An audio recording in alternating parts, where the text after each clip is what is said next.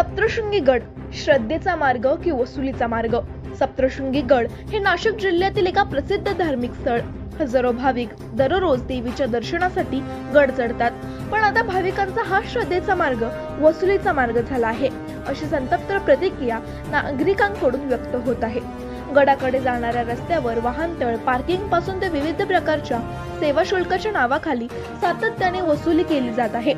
विशेषतः गडावर पोहोचण्यासाठी लागणाऱ्या रस्त्यावर अनेक ठिकाणी पोलीस आणि स्थानिक यंत्रणा मिळून अघोषित टोल घेत असल्याचा आरोप आहे. 3 साल से लगातार आ रहा हूँ मैं यहाँ, 3 साल से आ रहा हूँ यहाँ पे मैं.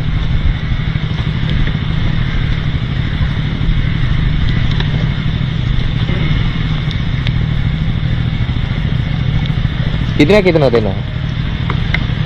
बंद कर पहले मैं ओपी है भाई. 400 दे दे.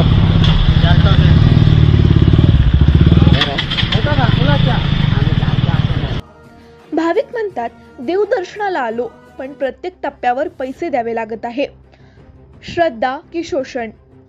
यामुळे अनेक भाविक अस्वस्थ असून सोशल मीडियावरही या वसुली विरोधात नाराजीचा सूर उमटत आहे. न्याय मिळेल का? प्रशासन ह्याकडे दुर्लक्ष करते की जाणून बुजून डोळेझाक करत आहे का? हा आता मोठा प्रश्न ठरत आहे. आता हे पाहावे लागेल की भाविकांचा श्रद्धेचा मार्ग पुन्हा स्वच्छ व पारदर्शक होतो का, की वसुलीचे हे सत्र असंच सुरू राहणार?